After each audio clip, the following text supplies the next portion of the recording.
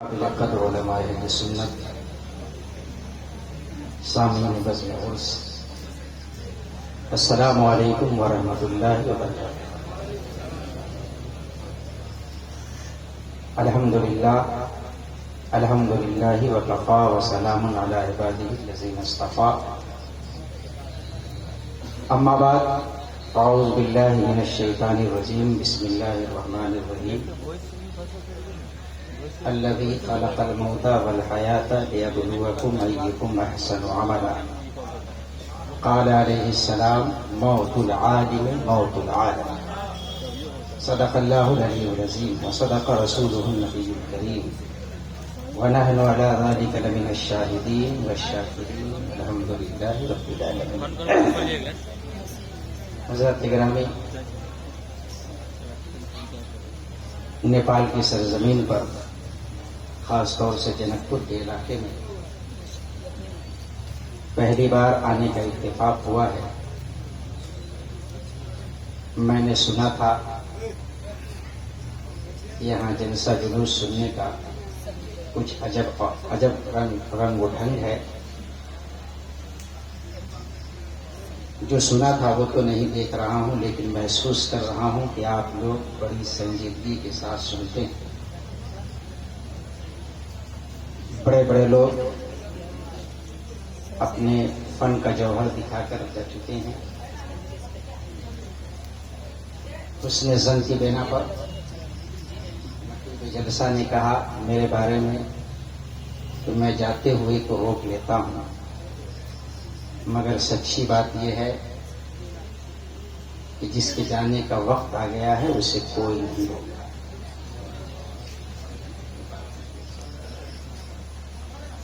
اگر آپ کے بھی جانے کے وقت نہیں آئے ہیں، اور خدا کرے کہ آپ کی عمر دراز ہو، ایک مرتبہ درازی عمر کی نیت سے حضور اکرم صلی اللہ علیہ وسلم کی بارگاہ میں ہدیہ درود پیش کیجیے۔ اللہم صلی علی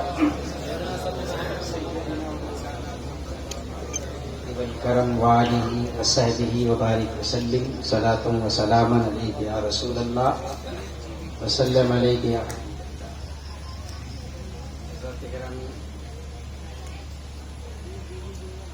میری زندگی بھی عجیب رہی ہے۔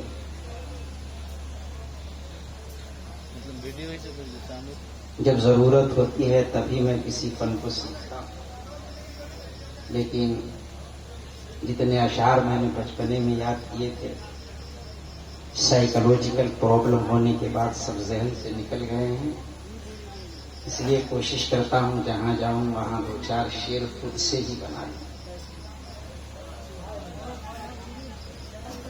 تختی کے معیار پر، شاعری کے معیار پر میرے الفاظ تو پورے نہیں اتریں گے، لیکن جو کچھ بھی میں نے لکھا ہے اپنے استاذ گرامی کی بارگاہ میں خراج عقیدت پیش کرنے کے لیے لکھا ہے۔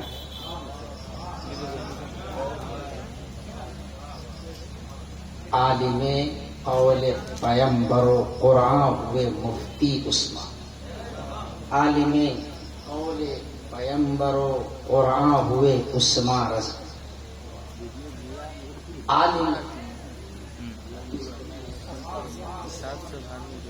عالم قول پیمبر و قرآن ہوئے عثمان رضوی،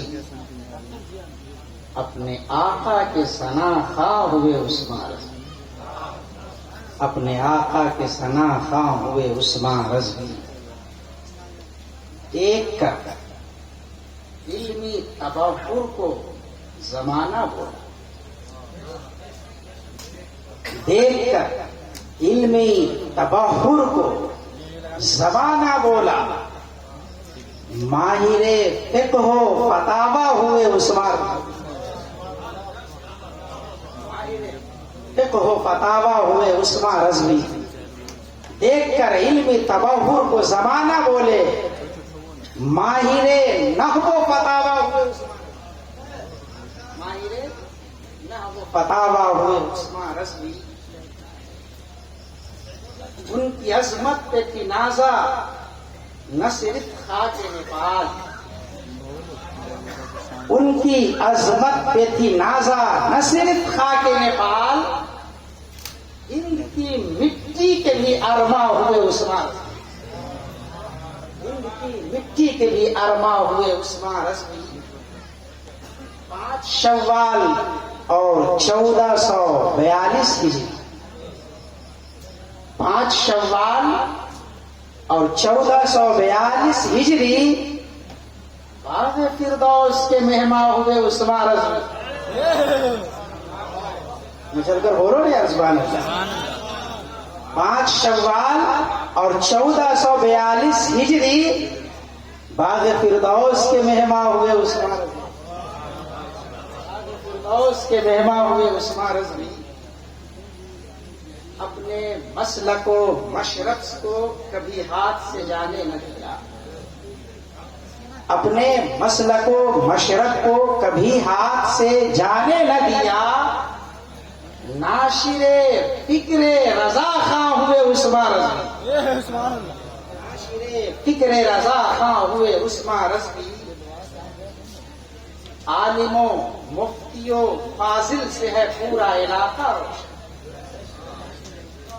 عالموں مفتیوں فاضل سے ہے پورا علاقہ روشن۔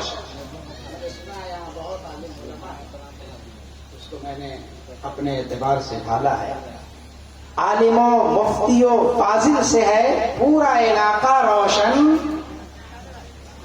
عالموں مفتیوں فاضل سے ہے پورا علاقہ روشن۔ مرحبا سارے کے سلطان ہوئے عثمان رضوی، مرحبا سارے کے سلطان ہوئے عثمان رضوی۔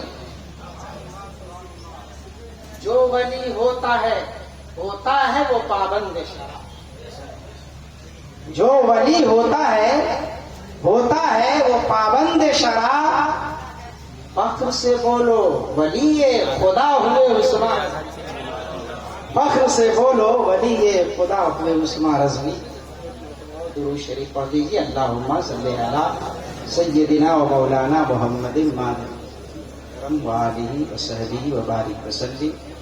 صلاۃ و سلام علیک یا رسول اللہ وسلم علیک یا حبیب اللہ۔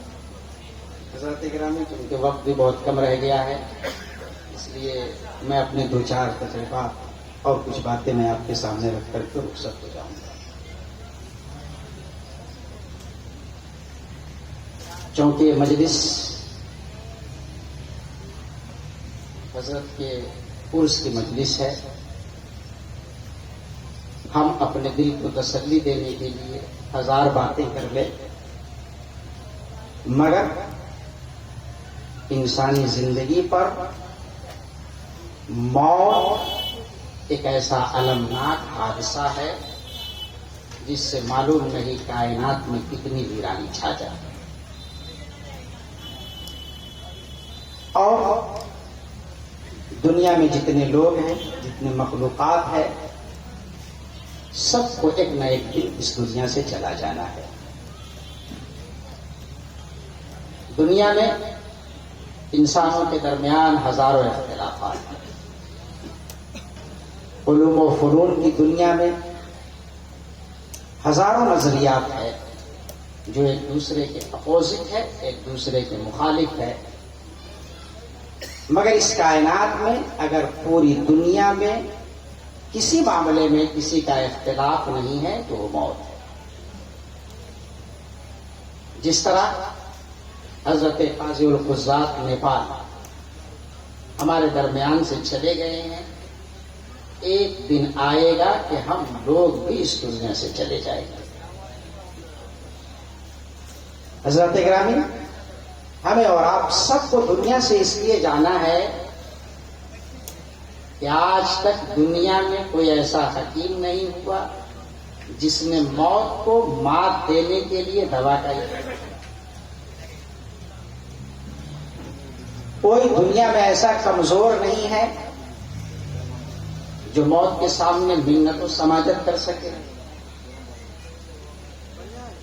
کوئی طاقتور نہیں ہے جو موت پر اپنا روک طاری کر سکے، کوئی نافرمان نہیں ہے جو موت کی فرما برداری سے انکار کر سکے۔ کوئی بادشاہ نہیں ہے جو موت کے خلاف فرمان جاری کر سکے. کوئی رعایا نہیں ہے جو موت کی ریاست سے بھاگ سکے. کوئی امام نہیں ہے جو موت کو اپنا مقتدی بنا سکے. کوئی مقتدی نہیں ہے جو موت کی اقتدا سے انکار کر سکے. کوئی مرید نہیں ہے جو موت کو اپنی عقیدت کا واسطہ دے کر ایک پل کے لیے روک سکے. دنیا میں کوئی پیر نہیں ہے جو موت کو اپنا مرید بنا سکے. انسان کو اعتراف صبح ازل سے ہے. اعتراف تھا، اعتراف ہے اور اعتراف رہے گا. زندگی ہے اپنے قبضے میں، نہ اپنے بس میں موت. آدمی مجبور ہے اور اس قدر مجبور ہے. حضرات گرامی، مگر دنیا میں ہر آدمی کی موت ایک طرح نہیں ہوتی. دنیا میں لاکھوں لوگ مرتے ہیں، ہزاروں لوگ مرتے ہیں، مگر ایک باپ مرتا ہے تو ایک گھر ویران ہوتا ہے. ایک لیڈر مرتا ہے، ایک حلقہ ویران ہوتا ہے. ایک ٹیچر مرتا ہے، اسکول ویران ہوتا ہے. ایک فلسفی مرتا ہے، نئے نظریات کے دروازے بند ہو جاتے ہیں. ایک دانشور دنیا سے جاتا ہے، دانشوری کے باپ کا خاتمہ ہوتا ہے. دنیا میں کوئی ایسا مرنے والا نہیں ہے جو اپنی موت سے دنیا کا چکا جائے. کوئی مرنے والا ایسا نہیں ہے جس کی موت کو دنیا کی موت کہے. مگر قربان جاؤ، اسی دھرتی پر، اسی روئے زمین پر علم مصطفیٰ کا حاصل کرنے والا وہ مقام حاصل کر لیتا ہے کہ جب وہ مرتا ہے تو حدیث مصطفیٰ کہتی ہے اس کا مرنا اس کا مرنا نہیں ہے، عالم کا مرنا. اتنے لوگ مرے، ان کی موت اپنی موت. دانشور کی موت دانشور کی موت، مفکر کی موت مفکر کی موت، مزدور کی موت مزدور کی موت، سیاستداں کی موت سیاستداں کی موت. مگر ایک عالم کی موت پوری دنیا کی. عالم مرتا ہے، چمن کے بہاروں پہ موت چھا جاتی ہے. عالم انتقال کرتا ہے، دنیا کی رفتار دھیمی ہو جاتی ہے. عالم انتقال کرتا ہے، دریا کی روانی پہ موت چھا جاتی ہے. موت چھا جاتی ہے. عالم انتقال کرتا ہے، حدیث مصطفیٰ کہتی ہے کہ کائنات پہ موت چھا جاتی ہے. حضرات گرامی، آخر ایسا کیا؟ کبھی آپ نے غور کیا؟ تو حضرات، یہ ہاتھ ہے مگر جسم کا حصہ ہے، باڈی بھی ہے. پیر ہے مگر اسے پیر بھی کہہ سکتے ہو اور چاہو تو پارٹ آف باڈی بھی کہہ سکتے ہو. ہاتھ اگر کاٹ دیا جائے تو کوئی یہ نہیں کہے گا مولانا ممتاز مر گئے. اگر کسی کا پیر کاٹ دیا جائے تو یہ نہیں کہا جائے گا کہ فلاں مر گیا. لیکن ہاتھ بھی سلامت ہو، پیر بھی سلامت ہو، جسم سے روح نکل جائے تو ہر آنے والا کہے گا کل تک یہ زندہ تھا، آج یہ مردہ ہوگا. کیوں؟ اس لیے کہ جان نکل گئی ہے. تو پتا چلا دنیا میں سیاست بھی ہے، دانشوری بھی ہے، تجارت بھی ہے، مزدوری بھی ہے، تمام طبقے کے لوگ ہیں. مگر یہ جتنے لوگ ہیں دنیا کے لیے پارٹ آف باڈی کا حصہ، باڈی کا مقام رکھتے ہیں. ایک دانشور کا مقام پارٹ آف باڈی کا ہے، ایک مفکر کا مقام دنیا کے پارٹ آف باڈی کا ہے، ایک مزدور کا مقام دنیا کے لیے پارٹ آف باڈی کا مقام ہے. مگر قسم خدا کی یہ جتنے دنیا دار ہیں سب دنیا کے اعضا ہے. عالم دین دنیا کی جان ہے، عالم دین دنیا کی بہار ہے، عالم دین دنیا کی سوچ. چل کر بولو نا، بات سمجھ نہیں آ رہی کیا؟ اتنی خاموشی میں سنو گے. حضرت گرامی، اب ہے کیوں دنیا کی جان؟ معلوم ہے دنیا مکفل تھی، کوئی نہیں آیا تھا، اور کسی کو دنیا کے سامنے لایا گیا تو دنیا میں ان کی سب سے پہلی برکت، ان کی سب سے بڑی عظمت، جس کے سامنے پوری مخلوق نہیں بلکہ فرشتے جھک گئے، سجدے میں چلے گئے، وہ ہم سب کے بابا حضرت آدم علیہ السلام تھے، اور حضرت آدم علیہ السلام کو فرشتوں نے سجدہ کیا، مگر قربان جاؤ اس لیے نہیں سجدہ کیا کہ حضرت آدم علیہ السلام بڑے خوبصورت ہیں، اس لیے سجدہ نہیں کیا حضرت آدم کا قد رانہ بڑا اچھا ہے، اس لیے سجدہ نہیں کیا کہ حضرت آدم دیکھنے میں بڑے اسمارٹ ہیں، بڑے ہینڈسم ہیں، بڑے سندر ہیں۔ تاریخ بتاتی ہے، احادیث و تفاسیر میں آیا ہے، صرف ایک وجہ تھی جس کی وجہ سے تمام فرشتوں نے حضرت آدم کو سجدہ کیا۔ وہ برتری کیا تھی؟ وہ فضیلت کیا تھی؟ وہ مقام کیا تھا؟ وہ مقام یہ تھا، حضرت آدم جو جانتے تھے وہ فرشتے نہیں جانتے۔ حضرت آدم امام بن گئے، فرشتے مقتدی بن گئے۔ حضرت آدم مسجود بن گئے، فرشتے ساجد بن گئے۔ کس بنیاد پر؟ خوبصورتی کی بنیاد پر نہیں، علم کی بنیاد پر۔ پتا چلا دنیا میں مقام اسے ہی ملے گا جو عالم ہوگا، دنیا میں ریسپیکٹ اسے ہی ملے گا جو صاحب علم ہوگا، دنیا میں قدر و منزلت اسے ہی ملے گی جو صاحب علم ہوگا۔ کہ حضرت آدم علیہ السلام سے ہمیں پتا چلا، حضرت گرامی حضرت آدم علیہ السلام دنیا میں آئے، علم کی بنیاد پر ان کا مقام بلند ہوا۔ آپ بھی دنیا میں بلندی چاہتے ہو تو علم حاصل کرو، آپ بھی دنیا کی جان بننا چاہتے ہو زیادہ سے زیادہ پڑھو۔ حضرت گرامی تو عالم کی موت پوری دنیا کی، یہ تو فلسفیانہ بات تھی جسے میں نے آپ کے سامنے رکھی۔ اب عملی طور پر آئیے اور دیکھیے کہ عالم کے مرنے سے دنیا پر کیا اثرات ہیں۔ اسلام کی 1400 سالہ تاریخ آپ کو معلوم ہے؟ اس تاریخ میں حضرت عثمان غنی کو شہید کرنے والے بھی پردے پر آئے، حضرت علی کو شہید کرنے والے بھی دنیا کے پردے پر نمودار ہوئے، میدان کربلا میں امام حسین اور ان کے رفقا کا قتل عام کرنے والے بھی دنیا کے پردے پر آئے۔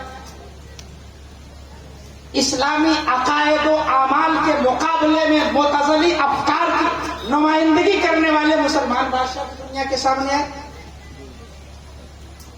حرام پیوں کا ظہور دنیا میں ہوا، ہزاروں فرقے اس زمانے میں بن گئے تھے۔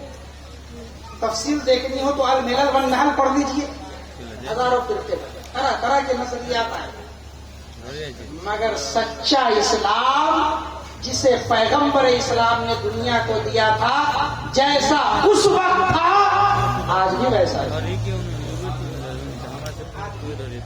ہی۔ آخر اتنے بڑے بڑے بادشاہ ہوئے، حدیث مصطفیٰ سلامت کیوں رہے؟ اسلامی عقائد و معمول سلامت کیوں رہے؟ قرآن کا صحیح مفہوم دنیا کے سامنے کیوں رہا؟ عبارت کیوں صحیح رہی؟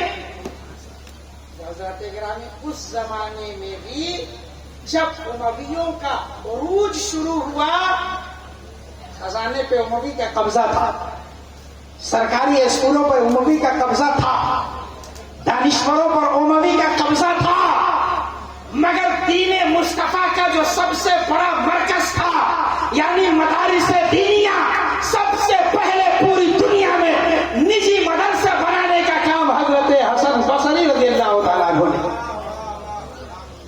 وہی روایت ہے، بادشاہت کسی اور کی ہے مگر حدیث مصطفیٰ سلامت ہے۔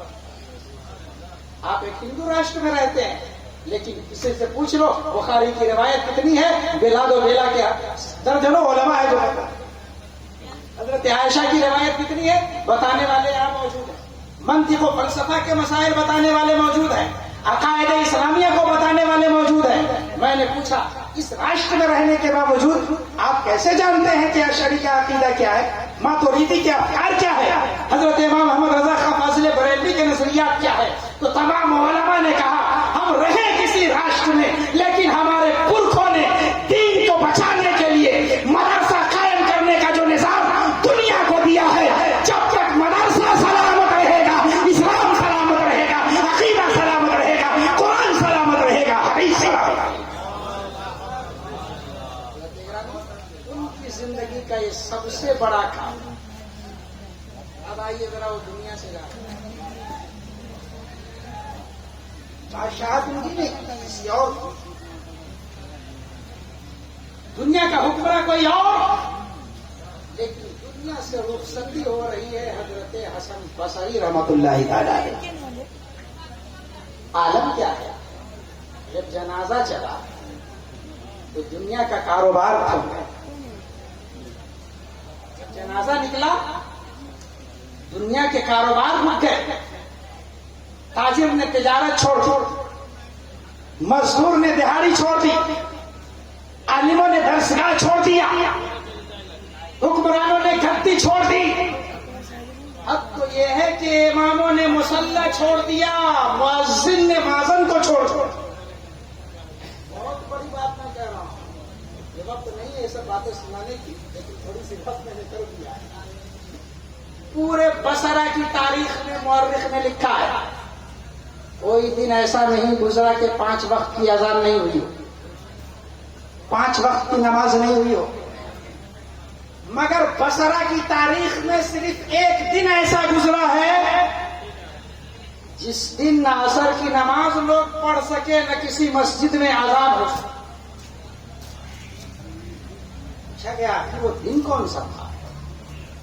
تو مورخ نے لکھا ہے جب حضرت حسن بصری کا جنازہ چلا تو پوری دنیا کی نفس، پوری دنیا کے کاروبار رک گئے۔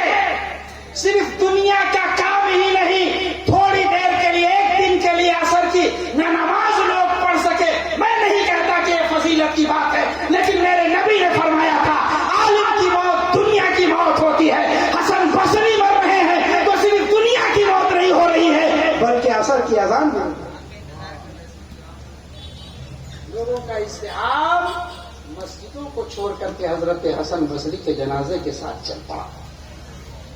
جو چلے، جو جنازے کو ساتھ دینے لگے، جانے والے سے پوچھو بادشاہ کے جنازے کو تم نے کاندھا نہیں دیا، حکمراں کے جنازے کو کاندھا نہیں دیا، حسن بصری کے جنازے کو کاندھا کیوں؟ تو ان تمام مقتدیوں نے کہا، ان تمام جنازہ پڑھنے والوں نے کہا، تمام کاندھا دینے والوں نے کہا بادشاہ دنیا کا بادشاہ ہوتا ہے، حکمراں دنیا کا حکمراں ہوتا ہے، قاضی دنیا کا قاضی ہوتا ہے، لیکن جو قرآن و حدیث کا عالم ہوتا ہے وہ دنیا کی جان ہوا کرتا ہے، وہ دنیا کی شان ہوا کرتا ہے، وہ دنیا کی پہچان۔ عالم کی موت کیسے ہوتی ہے؟ یہ دیکھو 8ویں صدی ہجری کا بہت بڑا عالم، اتنا بڑا عالم کہ جب چلتے تھے تو بڑے بڑے بادشاہ سوچتے تھے کہ کاش ہماری بھی سواری ہے۔ اس عالم کا نام حضرت مولانا جلال الدین رومی رحمۃ اللہ تعالی۔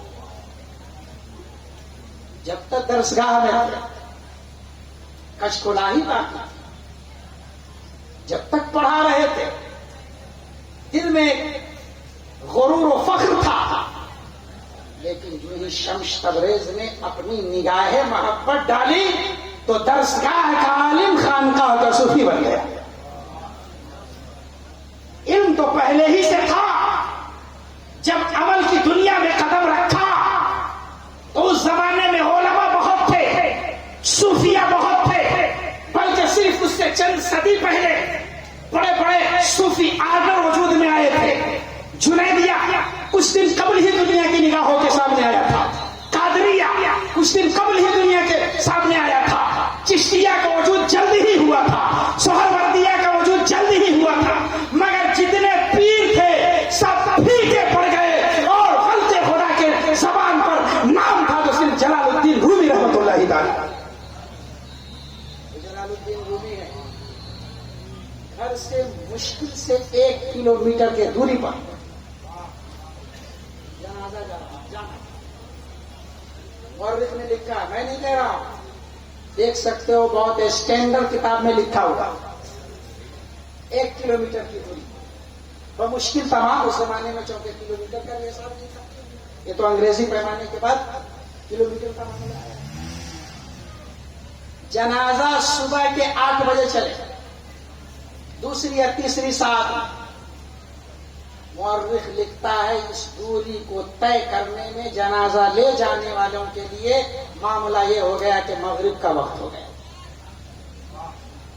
اور اس جنازے میں صرف مسلمان نہیں تھے، صرف اہل سنت و جماعت نہیں تھے، بلکہ اس جنازے میں عیسائی بھی تھے جو انجیل کی تلاوت کر رہے تھے، یہودی بھی تھے جو توریت کو پڑھ رہے تھے، تمام مذاہب کے لوگ ان کے جنازے کو کاندھا دینے کو اپنے لیے سعادت سمجھ رہے تھے۔ آخر دنیا کے تمام کاروبار سمٹ گئے، پوری دنیا حضرت جلال الدین رومی کے جنازے میں کیوں آ گئی؟ کسی پوچھنے والے نے غیر مسلم سے پوچھا تھا، عیسائی سے پوچھا تھا، یہ تمہارے دین کے نہیں، تمہارے دھرم کے نہیں، تمہارے مذہب کے نہیں، آخر تم نے اس کے جنازے کو کاندھا دینے کے بارے میں کیوں سوچا؟ تو قسم خدا کی اس زمانے کے عیسائیوں نے کہا تھا، یہودیوں نے کہا تھا، یہ تمہاری غلط فہمی ہے کہ جلال الدین رومی تمہارا ہے۔ قسم خدا کی جو عالم ہوتا ہے پوری دنیا کی جان ہوا کرتا ہے، ہر آدمی کی جان ہوا کرتا ہے۔ عالم کی موت عالم کی موت ہے۔ یہ دیکھو بریلی کی سرزمین ہے، 63 سال تک پوری زندگی بھر اپنے قلم کی نوک سے عظمت مصطفیٰ کی شجرکاری کرنے والا امام دنیا سے جا رہا ہے۔ فاضل بریلوی دنیا سے جا رہے ہیں، جنازہ رکھا ہوا ہے، اتنے میں 7 جنازے اور آ گئے۔ جنازہ لانے والوں سے لوگوں نے پوچھا یہ کس کا جنازہ ہے؟ تو ان کے ورثہ نے کہا یہ وہ لوگ تھے جو امام محمد رضا سے حد درجہ محبت کرتے تھے، جو ہی سنا کہ میرے امام کا انتقال ہو گیا سب کی حرکتیں قلب بند ہو گئی ہے اور سب امام کے جنازے میں۔ پتا کیا چلا؟ دنیا سے امام محمد رضا جا رہے ہیں، لیکن جن کے دلوں میں عشق امام محمد رضا حد سے تجاوز کر گیا ہے، عشق کی منزل پہ پہنچ گیا ہے، وہ موت کی خبر سننے کے لیے بھی تیار نہیں ہے، اور سنتا ہے تو خود عاشق کے قدموں میں جا کر کے قربان ہوا۔ حضرت اگرامی اور آگے بڑھو ذرا، ابھی آپ نے دیکھا حضرت تاج الشریعہ نیشنل ہائی وے والوں نے فاسٹیگ کا طریقہ ایجاد کیا ہے تاکہ کمپیوٹر سے بڑی آسانی کے ساتھ پیسہ وصولا جا سکے۔ میں دہلی سے جنازے میں شرکت کرنے کے لیے جا رہا ہوں، دنیا کا نظام رکتا کیسے، عالم کی موت سے دنیا پربھاوت کیسے، عالم کی موت کا اثر دنیا کے سسٹم پر پڑتا کیسے، عالم جب دنیا سے جاتا ہے تو دنیا کی نبض سست کیسے پڑ جاتی ہے۔ میں نے خود دیکھا دہلی سے آتے ہوئے، ٹول ٹیکس والوں نے جب گاڑی کی تعداد دیکھی تو کہنے لگے اگر میں اتنے کا ٹول ٹیکس لیتا رہا تو شام یہی ہو جائے گی، میں نے شام یہی ہو جائے گی، لہذا جو بریلی جا رہے ہیں اسے روکا نہیں جائے، اسے چھوڑ دیے۔ ارے مچل کر بولو نا یار، سبحان اللہ یار، مرغی کی جان گئی ملا کو سواد نہیں۔ اچھا جی بھائی، مقولہ ہی صحیح، دنیا پہ اثرات کیا مرتب ہوگا، دنیا پہ اثرات کیا مرتب ہوگا، اثرات مرتب ہوئے نا۔ ایک تاج الشریعہ جا رہے ہیں، نیشنل ہائی وے کا ٹول ٹیکس، اپنے ٹول ٹیکس کو بند کر دیا، دنیا پر اثرات مرتب ہوئے۔ اب مفتی عثمان صاحب ہی کو دیکھیے، حضرت مولانا منظور صاحب کہہ رہے تھے کہ جب حضرت کا آخری وقت آ رہا تھا اور جب ہم علاج کے لیے دوڑ رہے تھے، پیسہ خرچ کرنے کے بعد بھی زندگی کی توقع باقی نہیں رہ گئی، تو ہم تمام لوگوں نے خاندان کے ایک ایک فرد نے سوچا جو ہے سب لٹا دو، اگر ہو سکے تو اپنی جان لٹا دو، اگر مفتی عثمان نہیں رہے تو ہم رہ کر کے کیا کریں؟ آپ نے اسے کہا تو نہیں کہا؟ آپ کے دل میں خیال آیا کیسے؟ بہت سے جنازے آپ نے اٹھائے ہوں گے، ماشاءاللہ مولوی آدمی ہے، کتنے آپ نے جنازے پڑھائے ہوں گے، کبھی یہ خیال نہیں آیا مفتی عثمان رحلت فرما رہے ہیں تو یہ خیال کیوں آیا؟ مفتی عثمان دنیا سے جا رہے ہیں تو یہ خیال کیوں آیا؟ یوں ہی میں نے کہا، انہوں نے کہا دراصل اور گئے تھے، وہ عالم کی جان نہیں تھے، عالم ان کی جان تھی۔ دانشور گیا تھا، وہ عالم کی جان نہیں تھا، عالم اس کی جان تھی۔ فلسفی گیا تھا، وہ عالم کی جان نہیں تھا، عالم اس کی جان تھا۔ لیکن حدیث مصطفیٰ جاننے والا دنیا سے گیا ہے، دنیا اس کی جان نہیں تھی، وہ دنیا کے جان تھے، وہ خاندان کی جان تھے، وہ ملک نیپال، ملک نیپال، ہندوستان اور دنیا کے ممالک سے بہت سی چیزیں لے کر کے بڑھتا ہے۔ یہ ہمارے لیے فخر کی بات تھی کیونکہ ہمارا ملک بہت بڑا ہے۔ گاڑی بھی یہاں آتی ہے، میں نے دیکھا کہ اسکارپیو غالباً وہ انڈیا ہی کی ہے، جتنی گاڑیاں میں نے دیکھی تمام کی تمام گاڑیاں اس لیے کہ برانڈیڈ اور نام وہی ہیں جو انڈیا میں بکتے ہیں۔ غالباً وہیں سے آتی ہے گاڑی، پیٹرول بھی وہیں سے ہے نا۔ ہندوستان نے نیپال کو جتنا دیا ہے ہم کسی چیز کا تذکرہ نہیں، لیکن قسم خدا کی اگر بہار کی سرزمین سے پوچھو، بہار کی روحانی سرزمین سے پوچھو گے، علمی سرزمین سے پوچھو گے، فقہی سرزمین سے پوچھو گے، کیا تم کچھ احسان چاہتے ہو؟ تو بہار کی سرزمین کہے گی ہاں، آج سے بہت پہلے تمہارا ایک بچہ ہمارے یہاں آیا تھا جو 1972 میں پڑھ کر کے گیا تھا۔ پیٹرول اپنے پاس رکھو، اسکارپیو رکھو، جیپ رکھو، کار رکھو، اگر کچھ دینا چاہتے ہو تو عثمان کا مدفن نیپال میں نہیں، ہندوستان میں۔ قابل فخر ہے مفتی عثمان حضرت کریم، مفتی عثمان صاحب کی شخصیت دنیا میں کیا مانویت رکھتی ہے، اسے آج عالم یہ ہو گیا ہے طلبا کی بہت بڑی خواہش، طلبا کی بہت بڑی خواہش، جہاں رابعہ میں دستار بندی ہو جائے وہیں بھاگتے، جہاں 9 پارہ حفظ کرنے کے بعد لمبی پگڑی باندھ دیا جائے وہاں جاتے ہیں دستار لینے کے لیے۔ خدا نخواستہ اگر کہیں 9 سالہ درس ہو تو سوچتے ہیں جہاں 7 سال کا ہو وہاں جائیں گے، جب وہ مل جاتی ہے، وہ درسگاہ مل جاتی ہے تو سوچتا ہے جہاں 5 سال میں تعلیم مکمل ہو جائے وہاں جائے۔ انہیں معیار کی پرواہ نہیں رہی۔ مفتی عثمان کی زندگی ایسے طلبا کے لیے کیا پیغام دیتی ہے؟ ہر طالب علم کو ان کے حوالے سے یہ نصیحت کیجیے۔ حضرت مفتی عثمان رضوی کی زندگی طالب علموں کو پیغام دیتی ہے، جب تم علم کی راہ پر چل پڑے ہو تو ماہو سال نہیں دیکھو، علمی کمال تلاش کرو۔ اس لیے کہ انہوں نے جس مدرسے سے علم حاصل کیا تھا وہ اپنے زمانے کا ہندوستان کا بڑا ادارہ تھا، اس لیے کہ ہندوستان میں اس کا کوئی جامعہ نہیں تھا۔ مولانا صاحب میں پوری ذمہ داری سے کہتا ہوں، اس وقت الجامعۃ الاشرفیہ مبارک پور بھی دارالعلوم اشرفیہ مصباح العلوم تھا۔ 1972 کے بعد 73 کے بعد وہ الجامعۃ الاشرفیہ بنا ہے۔ پہلے مدرسہ لطیفیہ تھا، بعد میں مدرسہ اشرفیہ مصباح العلوم ہوا، بعد میں چل کر کے الجامعۃ الاشرفیہ ہوا۔ اتر پردیش کی سرزمین پر جو مقام الجامعۃ الاشرفیہ کو حاصل تھا، بہار کی سرزمین پر سرکار تیغ علی کے فیضان سے وہی مقام دارالعلوم علیہ دامودپور کو حاصل۔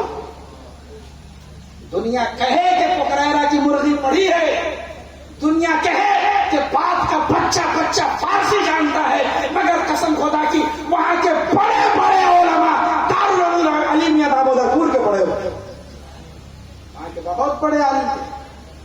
मौलाना सुलेमान साहब वहीं के पढ़े हुए थे। अभी जिस अमीन शरीयत हजरत मुफ्ती अब्दुल मन्नान कलीमी के लिए आप दिल बिछाते हैं, इन्होंने भी उसी मदरसे से इक्तिसाब फैज किया और उसी मदरसे का फैजान है अल फज़्लु लिल मुब्तदी व इन अहसन अल मुब्तदी। फजीलत पहल करने वाले के लिए है, बाद में करने वाला चाहे जो भी कर दे, रंगो रोगन कुछ भी चढ़ा दे, लायका और साबिका कुछ भी लगा दे, लेकिन जिसने बुनियादी तालीम दिया है बच्चा वहीं से समझता है। अगर हजरत अल्लामा मुफ्ती अब्दुल मन्नान कलीमी साहब ने टेलीविजन पे पूरी दुनिया के सामने सुन्नियत का परचम लहराया है, तो ये फैजान सरकार तेरे अली शाह रहमतुल्लाह तआला अलैह उस मदरसे के पढ़े हुए हैं। उस जमाने के बड़े मदरसे में उन्होंने तालीम हासिल करने के बाद दुनिया को पैगाम दिया, ऐसे वैसे मदरसे में नहीं पढ़ना, जहां बुजुर्गों का फैज और असातिज़ा का कमाल बोल रहा हो, ऐसे ही मदरसे में पढ़ने के लिए। दूसरी बात यह है कि पढ़ने वाले ऐसे भी पढ़ लेते हैं, पढ़ने वाले बहुत पढ़ लेते हैं, डिग्री लेने के लिए 9 साल तक दाल भात खाने के बाद भी उन्हें कुछ नहीं आता, 16 साल में हिफ्ज़ मुकम्मल करने के बाद भी 16 पारा तरावी में नहीं सुना पाते, होता है ऐसा।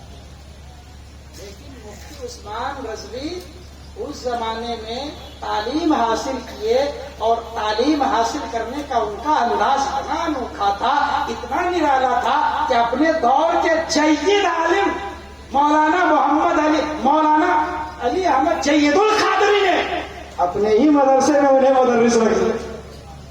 और मैं मुबारकबाद दूंगा अताउल नबी साहब वगैरह को, इनके बिरादरान को, कि मुफ्ती साहब ने उस जमाने के बड़े मदरसे में तालीम हासिल करने के बाद वहीं गेस्ट टीचर होने का मकाम हासिल किया और उन्हीं के खानवादे के मौलाना अताउल नबी वगैरह ने अशरफिया में पढ़ने के बाद वही उस्ताद होने का मकाम हासिल किया। ये इनका कमाल नहीं है, कोई और था जो मदरसा में पढ़ने के बाद पहले मुदर्रिस हुआ, जहन में ये ख्याल पैदा कर दिया, बेटे पढ़ रहे हो तो तालिब इल्म नहीं, वहां के मुअल्लिम भी बने। ध्यान रखना, इस रिवायत को उन्होंने आगे बढ़ाने का काम किया। हजरत अकरम दूसरी बात, है कोई प्रॉब्लम? हाँ, वक्त हो गया, बस आगे बढ़े। एक बार दुरूद शरीफ पढ़िए। दौर हाजिर में मुफ्ती उस्मान रज़वी की मानवीयत क्या है, बहुत तल्ख जुमला बोल करके जा रहा हूं। अल्लाह के नबी ने फरमाया है उलमा के बारे में, बश्शिरू वला तुनफ़िरू, बशारत दो, लोगों में नफरत पैदा मत करो, बात ऐसी करो कि लोग राह रास्त पर आ जाए, ऐसी बात मत करो कि दिलों में नफरत है।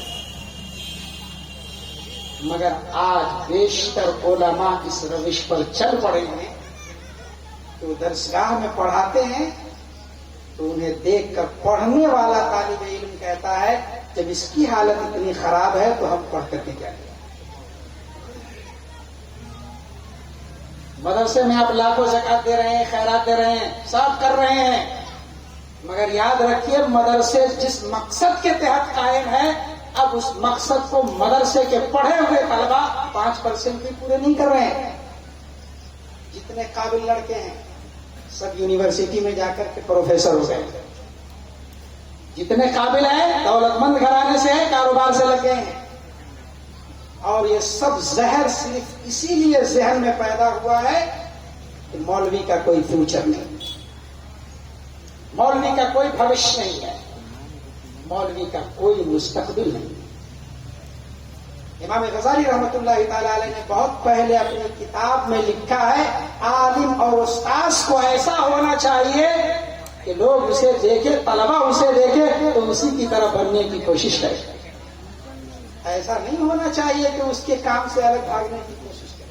आज उस्ताद ये जुल्म कर रहे हैं।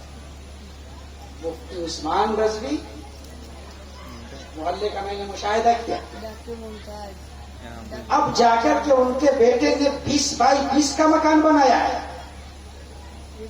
ان سے عالی شان بنگلے یہاں موجود ہیں, عالی شان محل موجود ہے, بینک بیلنس موجود ہے, زمین موجود ہے.